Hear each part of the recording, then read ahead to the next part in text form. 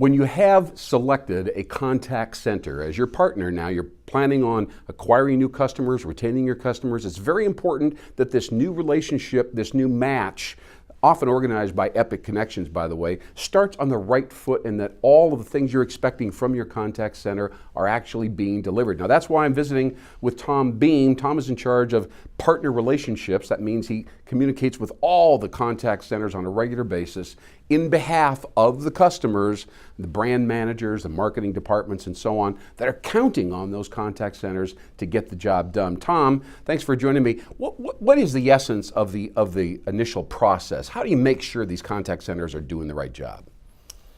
Well, Lynn, through my experience, I've been doing this for over 20 years, and we identify, who the contact centers are that are going to be the best fit for our clients. Right.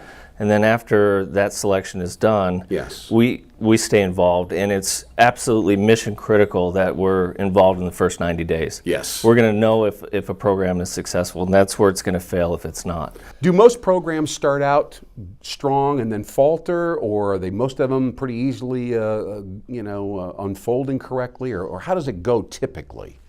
Well, typically, because we align them with call centers that have the experience that they're looking for. The right contact center, so it goes better than if you didn't, right? It goes better than usual. Yeah. I mean, but there are times where there's some challenges. Sure.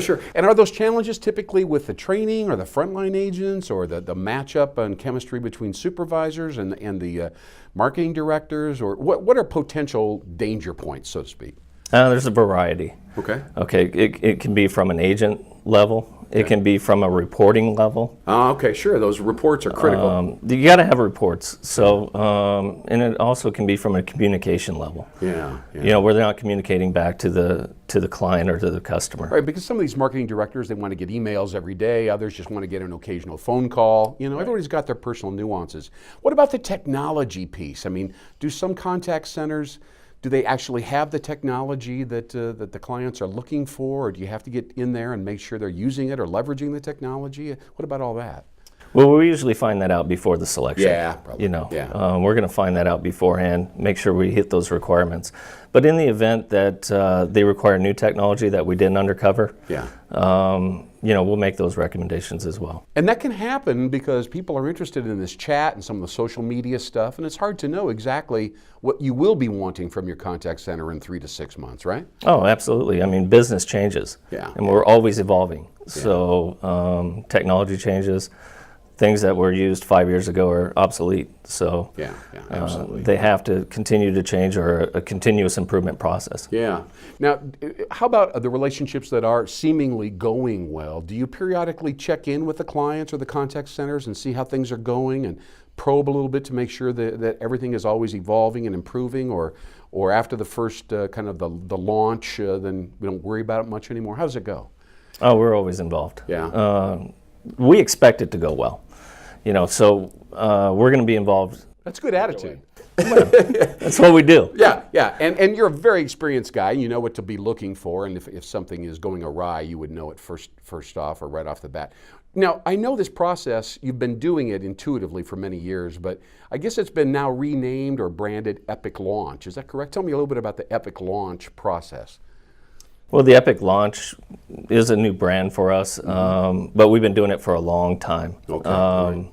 Just kind of branding it now. Yeah, so people understand that there's actually a formal approach towards it. It's not just a shoot from the hip or anything like that, right? There is a formal approach. Not every model fits every client. Yeah. So we have to bend and tweak it to meet the client's needs, but there's a formal approach. And it varies, Lynn, by the program, whether it's an inbound program or it's an outbound program. Tell me a little bit more about that. That's fascinating. Well, there's different requirements needed for both. It's a different kind of performer. I mean, outbound obviously requires a different kind of agent, a more aggressive, greater amount of woo, so to speak, a different conversion process, I assume. So I would think the training and the steps in the sales process would be varying dramatically. Oh, absolutely. I mean, there's a huge difference between an outbound agent and an inbound agent. Inbound agents can't do outbound work. Yeah, it's a big difference. They can, but they're not going to be as experienced Yeah. or as successful. Yeah, very few good inbound agents make the switch over to outbound. It's just it's a different breed of cat. Now, as we wrap up, let me ask you this: are contact centers striving to be more proactive, strategic partners and participate more in the overall marketing process, or are they going to become more and more operative and tactical and details and technology? What's the big trend, Tom Behm?